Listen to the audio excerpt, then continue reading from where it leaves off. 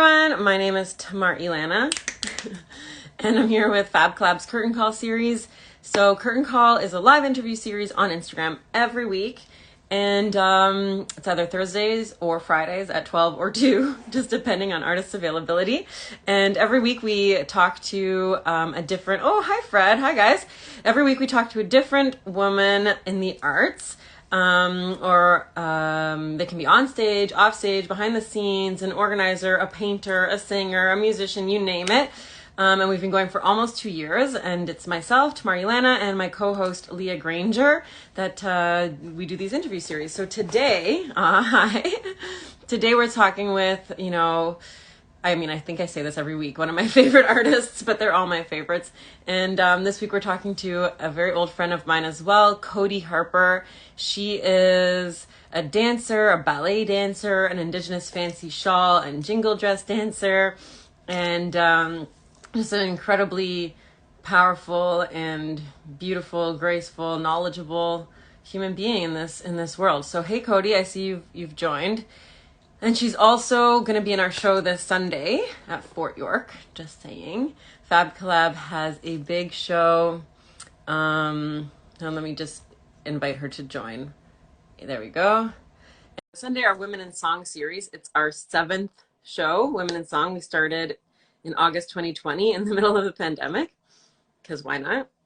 And, oh, hi! Hi, Cotee! How are you? I'm doing okay. Hold on. I feel like this is like too close. You know what I mean? Hold on. All good. I'm just going to send this to my dad. Like, you better tune in. Oh my God. Yeah. How are you doing? There we go. I said, Hey. Hola, Laura. Hi, everybody. Welcome to our weekly series, Curtain Call. Every week, different women in the arts. And this week is Cotee Harper. I already said you're a contemporary dancer, you're a ballet dancer, you're a fancy shawl dancer, jingle dress dancer. I'm probably missing a lot of things here. You tell us. What kind of dances do you do? What kind of dance do you do? Who are you? Gosh. Where to start? I like to say I don't like talking about myself, but then when I end up talking, I don't stop. So I won't say that. But yeah, pretty much summed it up. Oh no, just bear with us. She'll be back. Oh, you froze for a second, but you're back. Am I back? Yeah. Okay. Yeah, so you got ballet, jazz, hip hop, flamenco. Yeah, I just kind of like to indulge in whatever I could get my hands on, basically. Oh my God. And can I give it away? What you're thinking of doing this Sunday? Yes. Okay, you tell us. I don't want to say. You tell it. So, as a collaborative dance artist, I love performing in all of the stuff that I've trained in for, over 25 years. Not only do I do my traditional dancing, but as a trained ballet dancer. And being an Indigenous ballet dancer, I always feel like just passionate about showing the relationship of the two. And so whenever I plan to choreograph or create pieces where I can somehow cram almost every dance style into one, I try to do that. And so this Sunday, I'm going to be performing with the amazing artist and doing a little bit of ballet in pointe shoes. So I'm really excited to do that because it's just repeat that. Just repeat that last one. You're gonna do what? Ballet in pointe shoes. Just like and music. I love music, all types of music, and just showing like the relationship. Like music and dance to me is so universal, even if we don't speak the same language. It's like we can understand each other because we can feel the emotion in music, in dance, and the stories that are being told in dance. So it's just I'm so passionate about that, and I just love being around other artists that feel the same way. So I'm Mm. excited I for mean, you this. say that, but I don't know if I understand point. No. I got No, that's incredible. So she's going to be, for those of you who are just joining or maybe missed that, or I just want to say it again, really, to be honest. But Cotee's going to be dancing in Point and Ballet Point this Sunday at Fort York, 7:30 or, between 7:30 and 9 as our show, Women in Song. And you're going to be dancing with Lydia Persaud, this beautiful song of hers. Oh my God, I can't even dream of how beautiful that's going to be. yeah. And so come, it's a free show. Come check it out. Cotee, when's the last time you danced Point? Oh my goodness. Well, even it was definitely before the pandemic. Actually, it's been a few years, so I'm quite excited and a little nervous maybe, but no, I'm really excited just to have the opportunity. And usually when I perform, I I always try to go with like what I'm feeling, and I just saw that right off the bat when I was hearing the Mm. music. I was like, oh my gosh, I just feel so strongly about it. And so I've been, trying to train myself and prepare myself for that. But yeah, it's just going to be really, I'm really excited to be able to do Oh my that. God. Yeah. Amazing. I can't wait. Oh, I will be there. Great. Thanks everyone for joining. Feel free to ask questions too if you have any and we'll get to them.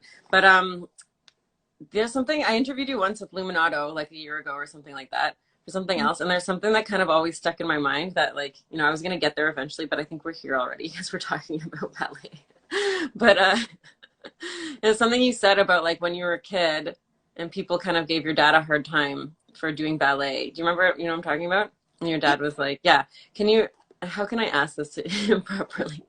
But basically, I guess the question would be, you know, growing up, for those of you who don't know, Cotee is the daughter of a very, very like famous, well-known, beautiful man, beautiful elder, Vern Harper, who is very close friends with my dad, and that's how we know each other.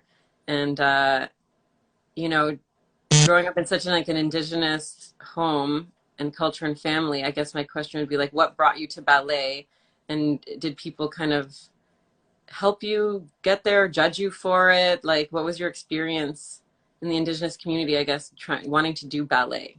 Yeah. Well, I think for one, I was always drawn to music. Growing up, I would always, I'm sure like a lot of my friends could confirm this as well, is that music, just the way it inspired me and moved me, I was always putting on these shows, and I'd always get my parents and whoever was around, and my dad would have guests because he spoke with a lot of people and invited a lot of people to our home and counsel with them. So Mm, a lot of times where I would create these pieces and I would perform in my living room, and I would do classic, classic, all the time. classic. I feel like that's your daughter now. Like my husband It probably is says that, yeah. totally. But, Oh, Fred, sorry, you met Vern? I didn't realize that. That's so cool. oh, Wow. yeah. So, Oh, in the summer, yeah, when we did the thing in Harborfront, maybe, yeah. Cool. all right, yes. Amazing. But yeah, so it was like it was always something that everyone knew that okay, yeah, she's going to be a performer of some sort. And but I was actually my sister. My sister, where I'm the baby out of all the kids, Out of and how many? Oh, wait, out of how many? I think 11. Um, but with my sister, so she Wait, we are. did you say a number? You didn't say a number, did you? I said 11. I Oh, think 11? Okay. yeah, I think yeah, between my I my think. dad and yeah, so being a baby, right? Like I had my sister and I were 8 years apart, and she was actually doing ballet class, and we lived it. And at the time, we lived in Ronsonsville, so she was going to. I think it was like it's a Polish area, so she was going to Mm. a little ballet school, and I used to go with my mom and pick her up and watch her, and I actually Mm. Aw. remembering that time because I was young, right? I think I was about like maybe 4, I'd say. And I actually, Aw. remember at one point, like, you know, trying to remember that age is always kind of difficult, but I do remember looking over, like I'm, you know, tiny little thing, and I'm trying to look over and see what everyone is doing. And so I'd always Mm-hmm. sister. And so having this love and for music, and then seeing what ballet was, I initially just wanted to do the same Mm, thing. And of course. then the opportunity came where I was introduced to the National Ballet School. Mm. And I believe at the time, I was probably one of the few youngest to go and be like accepted into the National Ballet School, and Aww. as well. So it was Cotee, I believe quite, it. it was quite a journey for me. And the actually how this even happened was because of my father and the work that he did and the people that he helped.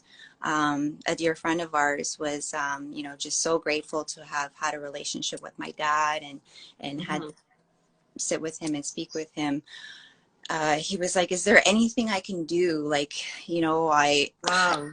so grateful, and you know, just kind of like pay it forward, I guess." And um, Wow.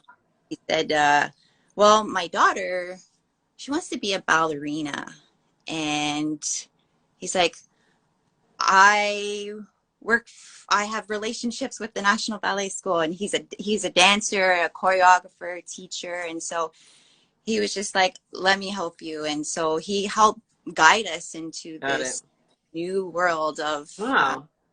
you know, dance. And I think, and then I was, before that, I was always dancing like in powwows, and, you know, Right. my fancy shawl and My everything. favorite.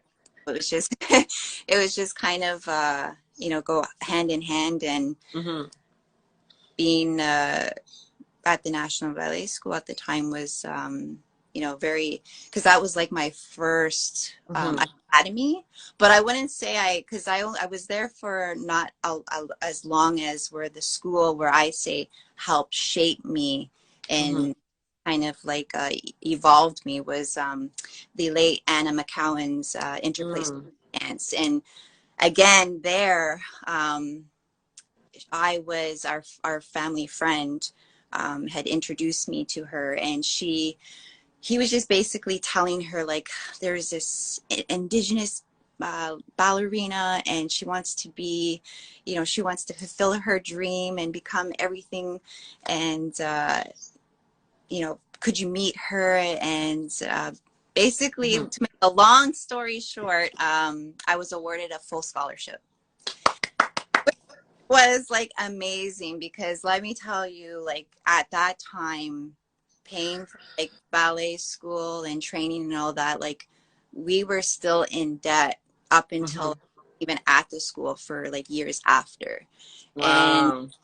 of course it took like our whole family support to even help me at that time, because this is like in the early 90s, right? So it was Mm. you know, we didn't have a lot of money, but we were, you know, we were okay. But you know, just the amount of training that you need Mm. to have that discipline, it, you know, it's a lot going there like Wow. week, 2 classes a day. So Wow. it really helped, and it just gave me that opportunity too to have that wide variety of different styles of dance, right? Mm-hmm. And did anybody ever give you or your dad like a hard time for wanting to do ballet? There was a little bit of like, you know, like him being an elder, of course, right? And Yeah. an elder's daughter, it was kind of like, you know, well, how come she's doing like ballet? Like she should be like, you know, focusing or continuing, you know, being a traditional dancer. And Mm. he was like, well, this is what she loves, and she loves, Mm. and if she's doing this out of love, then there's nothing wrong with it.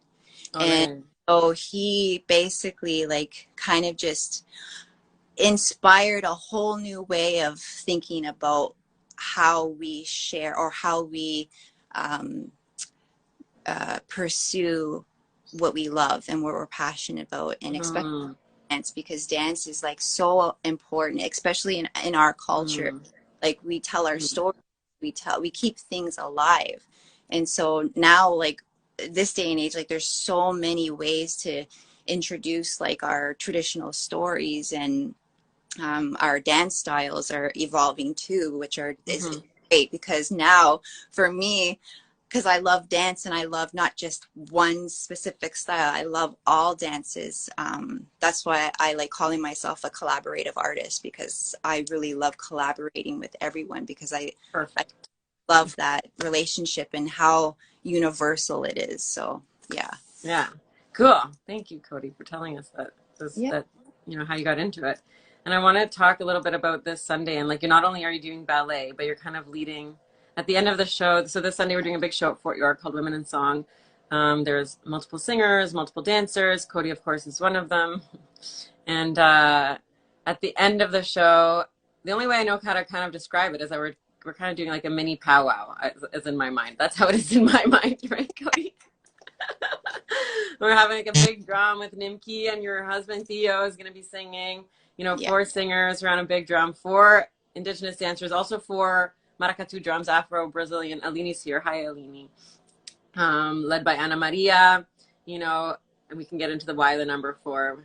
Yeah, but anyways, but there's so much we can get into. But basically, what kind of dance is that going to be at the end of the show, and like who's dancing, and like what kind of dances are they doing? That's what I Yeah. want. Yeah, no, I'm like so excited. Everyone I tell right now, they're like, "Oh my God, this is amazing!" Because just this, like, just to say, like, the collaboration of drums Mm, is so like powerful, because the drum is the heartbeat, right? So it's like, yeah.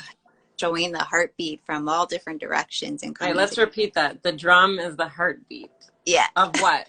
Our heartbeat of the earth? yes, the Yeah, earth, I love it. yeah. Can we just touch upon like for a second what the big drum represents? Like, can you tell us what it represents and about the heartbeat and why it's men that play it and all that kind of thing? Well, like the drum, like it's, basically we said that the drum is the heartbeat. The drum is the creation. It is us. And so showing, and that also like, Fab Collab Women in Song, it's featuring women artists, and then and of course we're having the male singers come in, and I was thinking like, well, you know, will people like, well, they'll be like, hey, what's going on here? But this is how I'm looking at it, is that Hell. the men are showing in our culture, the women are very powerful, and it's always showing the relationship and how the men look after the women and how they take care of them. Mm, And they're supposed, and that drum is the mother, and so they take care of mm, them. They smudge that drum, they feast that drum. It is their responsibility to help and look after her. So mm, relationship, as you know, we're having all these beautiful strong women, performers, singers, artists coming together. That relationship of the men carrying that drum is also showing that for our dancers. So having 2 fancy shawl dancers and 2 jingle dress dancers, it goes hand in hand on showing that continuous relationship. And so, that is just like, it's so, my God. I think it's That's a, so beautiful, Cody.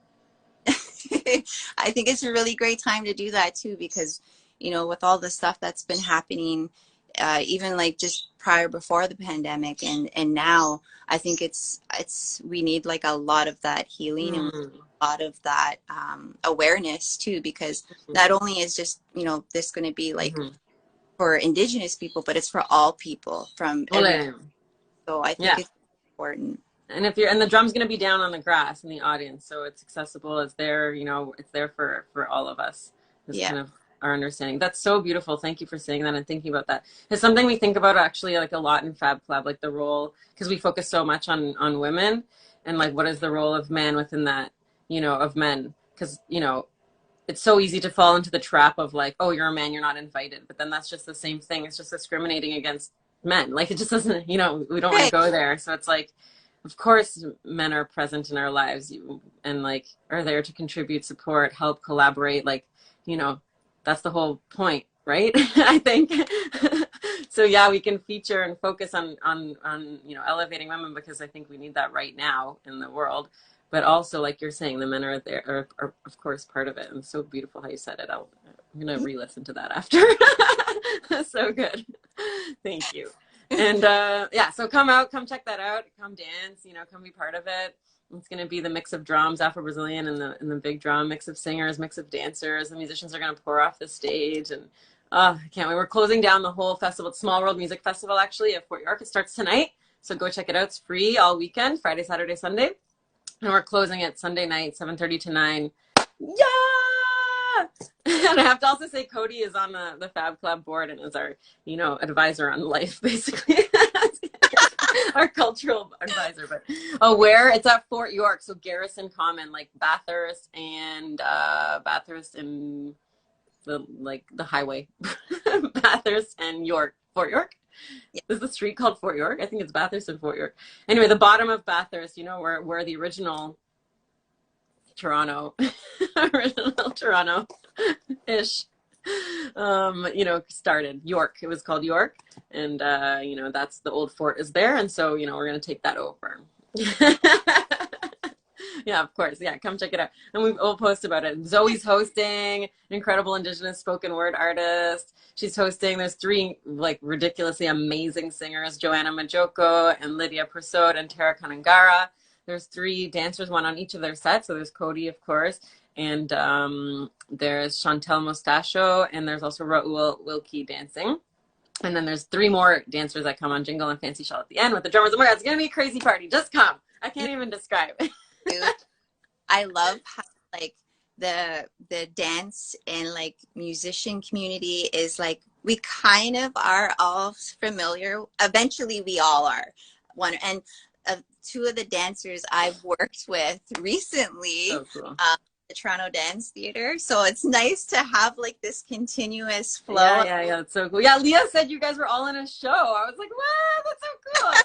That's so great. Yeah. I'm so happy about that. Okay, there's one like kind of more big topic that I wanted to talk about. I know time goes by so fast. I could talk to you like for days and days and days. But like but I do want to talk. Oh, and I really wanted to wear that gorgeous necklace you made me, but when I went traveling on tour, I like put it somewhere safe, and I'm like, where did I like store that beautiful necklace that Cotee made me? This gorgeous bead, like blue and sunset and roses necklace for flamenco and for my family in Saskatchewan. It was so beautiful. I'll wear it next time. Job though, you put it away safe, so it's safe, right? I know. I'm like, what other Indigenous earrings can I wear? I like pulled all the ones out that I could find. Oh my God. Anyways, so there's one other thing I really want to talk about. So Cotee's not only a dancer. I mean, there's a million things, but you know, for now, Cotee's not only a dancer, but you do now. I don't even know like what to say. What do you do? Would you call it social work? Like what you're doing now? Yeah. So it feels like a longer time, but I just started like a few months ago officially, but as a peer support worker. Support worker. And I just want to say, like much like me, before you get into it, I'm like, I'm not going to be like my mom, like a singer, grants on the road. Psh, no. And I'm like, oh man, never mind. It's my destiny. And then much like you're like, I'm not going to be like my dad, like helping the people, like all this stuff, all this work that your dad did in community. And lo and behold, here you are. So what are you doing now? We can't escape our parent. We can't do it. It's destiny, Cotee. It's funny, you know, because this opportunity just like literally like kind of like just fell on my lap, and I was like, originally we thought like it was going to be for my hubby, and but he was like, this sounds like you, like, and so nice one, Theo. Nice one, Theo. And I called back because it wasn't like clear if this was like because they were looking for an Indigenous worker, like peer support worker, and you know, life experience and knowledge in all of those areas. And so that does sound like you. I called back and they were like, you know, we need someone that's Indigenous, you know, very understanding, compassionate, who has knowledge about intergenerational traumas, and has knowledge of like, you know, mental health and addictions. And so I, you know, all of those I, you know, checked, and I was like, yes, yes, yes. And then I was like, okay, but I don't know if they were looking for a male or female. And so then I called my boss back, and I was like, is this for a female? Of course, maybe me. And it's all from there. And so now, it's a really amazing organization. There's a few projects going on. So there's a pilot project that are working with other organizations in downtown Toronto. What's But the organization called? Which one are you with? Seeds of Hope. Seeds of Hope. Seeds Cool. of Yeah, and it's actually also, which is, I know people ask me like, you really must be really hard, like still like you miss your dad, and I'm like, oh Mm. yes, of course, it's always going to be like that from even like 10 years from now, because I've spoken to like so many different family and friends, and they're like, it can get easier, but still it it could be 20 years, you'll still have that Mhm. grief. But one of the things that really that I really felt like strong about was all the people that my dad helped that had nobody. So it like he was their father, their uncle, like everything. And I actually felt like really like, I felt sad for myself and my family, but I felt really like strongly about them, and like, who are Why they? did you feel sad for yourself and your family? Because your dad was gone a little bit, like Yeah, helping other people? yeah, Got exactly. it. Like thought about like, how are they going to feel? How are they going to, Mm. you Right, know, right, right. Got it. Of have course. that trust. My dad had a lot of trust with a lot of people, and Mm. when going back to, and also my father did work as in-house elder at Seeds of Hope. I Forgot got to, about that. yeah, I got to meet some of my dad's people. And Wow. so they didn't even know, I don't usually say, oh, my dad's, I just try to keep that always on the down low, because, Yeah. it's a lot, sometimes the expectations and stuff Mm. growing up too, right? I was always trying to, I can never replace, or I can never be my dad's footsteps exactly, but Mm. I I can follow those directions and make it Mm. my own footsteps. And so now that's kind of what I'm doing in the same kind of field that my dad and my brothers, we're all in this field of wanting to help the people. And so the work that Mm. I do is that, and I'm there to Mm. support them in any way that I can. Um, Mm. Provide them resources, like, if I can't help you, then I'm going to find someone that can, with other organizations, sisterine organizations. Amazing. So but So yeah, through this work, you kind of feel closer to your dad. Is what you're exactly. saying. They feel, Mm. That's so beautiful, and Cody. I can't tell you, like, so many, like, I've only been there working Wait, can we but read this? Who's this? Ooh, shoot. Or oh, shoot.ca. Everywhere we go with the team, she's known. She's so compassionate, and her dad is so proud. We feel it as her team. that's my coworker. Hi, coworker. I love you already. Oh my God. I bet.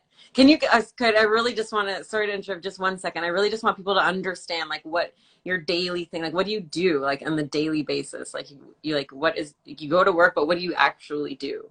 So, You know well, what I with mean? the sisterine organizations, like, we have like a outreach work. We are all trained in naloxone for overdoses. Seeds of Hope, we have a lot of, Like, are uh, you on the street? Like, do you go walk? Like, what do you, this yeah, is yeah, inside a building or you go walk? Like, what do you, like, you know what I mean? yeah. It's an outreach. It's a crisis outreach team, Got and it. we basically Like, we do try to, people call you and you go, or do you have like a route? Like, what is your, you know what yeah, I mean? Like, how do you do it? program that's generalizes in the downtown core of Toronto, and it's an outreach team that does a lot of walks. It's like a sisterine organization. So we have like a huge field of workers that carry on to Wow. help anyone in need.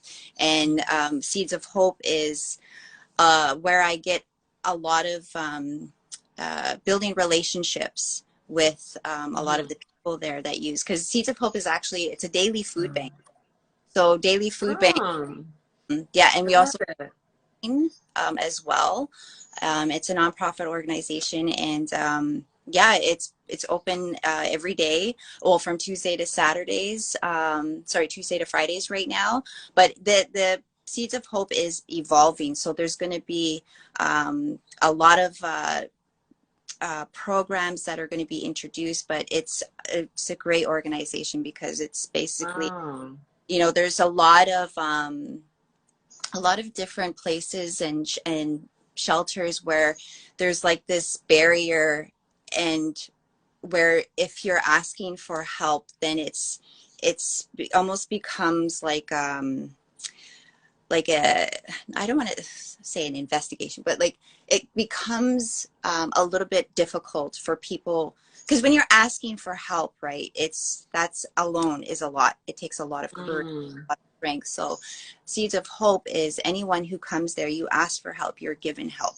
There's no questions asked. You need clothing, you need food, we will help you. And that's so I can't really express how much that is so helpful for anyone, because anyone can come, and, like I said, if we don't have what you need, then we will find some way to assist you and get you to where you can. So Wow, that is the most beautiful. it's a great, I love my job. And here's your coworker. Cotee has helped to save several lives. I Mm, believe it. Wow. Thank you, Cotee, on yeah. behalf of the world. Wow. So I guess people come to you, and if they don't come, you go out and you find them. That's the outreach aspect, I imagine. Like you go and you see if people need help, and you Yeah. maybe let them know that you're there and see what they need kind of on the streets. Yeah. And You're the a, best. a lot of what's really great too is like a lot of the events that happen, especially with coming up with Reconciliation Day. Hmm. We've been able to collaborate a lot of our events with our work. So when we go, we're also not just, partaking this beautiful shared space, but we're also making, like, giving our presence and showing that, like, we're not just on duty, but we're also here to um, to be a part and to share the space. So it's So beautiful. that um, everyone on the team is just so. I think this line of work is really like inspiring and empowering, because it's like we're showing what the world needs: love, compassion, Mm. patience, And all of, acceptance, really. Like, yeah, okay, no and giving, problem. You're here. We got you. yeah, Yeah. and Oh, people that maybe don't have a voice. So that's well, wow. Do you think somebody else like that through your work might want to, be interviewed or speak on here about their life, their experience, and anybody you think of that might want that in any capacity, you can just let me know. Yeah. Oh, that would be wonderful. Yeah. I think it's so good to have this platform to be able to share, because like sharing is, I don't want to say sharing is caring, but sharing is like, it means so much, because some people maybe are a little bit shy, or they don't know how to speak up, but just to Hmm. have that option, or to have that Hmm. opportunity to hear a story can Hmm. so much the difference. And Hmm. also Thanks, Greg. experience, it's like it's a great opportunity to help someone, because sometimes, like, I'll share like one story, or one time, sometimes I'm not even giving anything, I'm Hmm. just listening to someone, and just that little bit of attention given to that person can change their whole day. And Hmm. so having these Well, you're platforms, giving your time, yeah, you're giving your exactly. time, And your focus. you're giving people a voice, and that's like, it's so hard now, like there's so many things that are going on, like we could probably have a huge conversation about all the stuff that's happening in the world, Yeah. things that are going on. So I think giving people a voice and giving people an opportunity to be heard and just share, their experiences and things that are going through, it's always so helpful. I mean, half the time when I'm doing my self-care stuff, I'm actually, if I'm not using my traditional medicines to, just help, smudging is an amazing tool. Mm. And if I'm not doing that, then I'm reading. If I'm not reading, then I'm on YouTube and I'm watching people's, podcasts and things that they share, because that information is so healing. Mm. It's like you're you're feeling like you're not alone. And that's Wow. so, especially in this time of day and all the things that have happened to all of us in the past 2 years, like, so it goes hand in hand. And I think it's just, it's so important to have. Mm. That's so beautiful. Thank you, Cotee. You're the best. Thank you. I love you. I just could listen to you all day. You're amazing. Well, I could watch and listen to you. Oh, thank you. Okay, go get, because Seeds of Hope, do they accept donations at all? Yes, No? absolutely. Yeah. Okay, so go donate. I guess, is it seedsofhope.com? I don't know what it is. Oh shoot. You know what? We'll find it and post it. It's like, Yeah. or just Google it. Seeds of Hope. Where is it located? It's on Young in Church, or Young in Wellesley. Young and Wellesley. Oh, okay. Oh, I know where that is. Cool. Young and Wellesley. So go donate. Money, I guess, is the best thing, I imagine. Right? Anything. Anything? Clothes? Food. Food? Okay. Yeah, anything. We accept anything. No turn anything away. It's because Wow. I'm like, our organization is if someone else needs something, we help. Like, we all support each other. That's what's Amazing. amazing about all these sistering brothering organizations, is that we, like, if one doesn't have something, then we'll help out. Or if, Oh, so it's always great as to, it should be. As yes. it should be. Amazing. So it's Oh, have like the connections and meeting people, like, because you never know who knows, like, who has what or who knows where. And so it's like, it's such a great opportunity to have people, friendships, relationships, because again, it's like we got to help each other. And so we gotta help each other. that's what it's about. Anything I missed? I mean, first of all, come see her dance. Come see Cotee dance. You can think of all this, about Cotee that now that you know, and you can watch her dance on Sunday and be like, oh, wow. There's a whole other human, not just on stage. But anything that we missed, or you want to talk about or mention, or anything at all? No, I know. I mean, there's always more. There's always more. But if there's anything like critical or crucial, that you want to just make sure people know, or anything like that. I guess I have one final question, which is like, a lot of people that I've talked to recently in our generation that are like of mixed descent, like Indigenous and like, million other things, like I'm like Jewish and I have some Romanian and some Scottish, and then I have like Cree, so do it for my dad. But like, they feel like they're not like Indigenous enough, like they're not, enough, like they don't count, like they don't have the right to claim that identity, and all these things that I hear from so many people in our generation. And like, especially I guess in the city where maybe it's harder to connect, but like, do you have any like, words of wisdom or advice, or like how can we make it easier for, I don't know exactly how to phrase this question, but I think you know what I'm trying to say. Like, what can we say to them, or like, what would you say to sort of welcome them or make them feel like they're not, like it's okay, I guess. Well, I think, like, going back or to, is it okay? yeah, Are they enough, I guess, is the real question. going back to what my father said, if you don't know where you come from, then you don't know who you are. And so it's really important to, because that's our grounding, right? Like, we have to be confident and proud and carry ourselves in that way of, like, our ancestry, our family. And so when you think about it, it's really important that if you are, Romanian, Cree, all these things, learn about those cultures, because that's you. That you wouldn't be you without those. So it's important to, find, because now there's, like, thankfully there's so much more resources and so much more opportunities to find out your lineage and find and your, you know, traditional ways and beliefs. And so I think it's important that one word is just like, if you don't know where you come from, then you don't know who you are. And What if so you can't know? You know, what if, like, you know, my great grandfather, like, they lost his records and they never found where he was from, or like people who were adopted in the '60s scoop or something like that. Well, what if you can't find out? Then what do you do? You know, yeah, it's hard. I it don't is. expect you to have the answers. I'm just having a discussion, like, you know, like, Cotee, solve the world. I think, well, you know what's funny? It's like, I feel like we all, like, as beings, we all are gifted.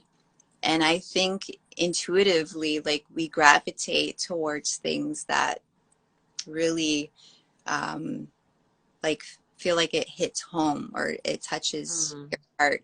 And I think, like, we, there's so much distractions right now, and it's really about finding your grounding and finding yourself. And I think, like, with that, hand in hand is knowing the, like, having that voice, that your voice, we all have that, we all have this voice, like, okay, no, this is not good, don't do that, or this is good, you know, keep continue, right? It's like empowering that inner voice and listening to mm, it, because when you're doing things out of love, genuine love, then that will help you, that will guide you. And so I think, like, you know, struggling with, like, you know, having those, mm, you know, loss of identities and not sure. Thankfully, things are a bit better now, in all areas of connecting with your roots. And so I think the best, for my opinion, would be like just getting grounded with yourself and listening to yourself, because we are all gifted, red, white, yellow, black. We all have, and so we need to empower that. And in this time and age, it's, there's a lot of distractions, a lot of things that are mm. clouding it. You can still know who you are by listening to yourself. You make it sound so easy, Cotee. I, it's What's the first step of listening to yourself? Oh my God, we could go on forever. I swear, this is my last question. you know what? Doing things from the heart, I think, is the best way to go, because the heart, love is pure in every age, every being. Love is pure. So if you do things genuinely from love, you can't go wrong.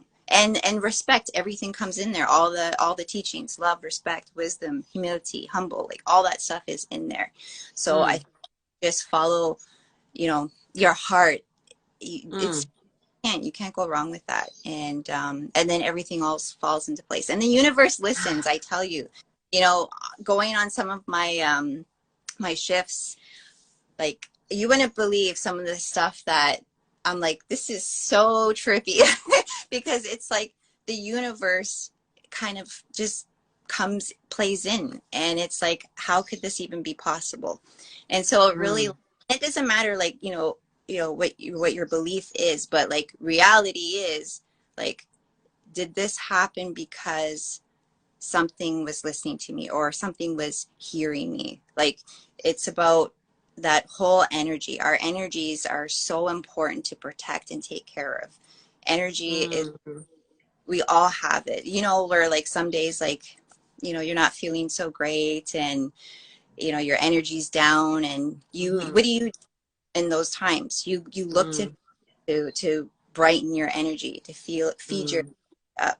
And so for me, like, when I like to do my grounding, sometimes if I'm not feeling so great, and I'm like, I'm just having a bad day and I don't want to do anything, I get up and dance. It sounds funny, right? Because if you're not, you have no energy, right? And you're kind of like, you know, but dancing is my thing. It makes me feel good. And that's where your discipline and training comes in. You know, yeah, where you can do it no matter what. yeah, exactly. Mm, A lot of my healing for myself has been that. And as well as, you know, mm, being an indigenous person, indigenous being in the city, can be also difficult too, right? Because we're surrounded by concrete distractions everywhere. And for me, I think how I get that grounding is not only through the music, is also an outlet, but um, get connecting yourself with the earth and nature. Mm, So my mom always says, you always remember, ground yourself, take your shoes off, put your feet on the ground when you're feeling, because I had struggled mm, with a bit of anxiety for a while, and I couldn't, like, there's a lot more, you know, in depth to it, but that grounding is like literally grounding, like on the yeah, ground. exactly, exactly. It changes, it helps.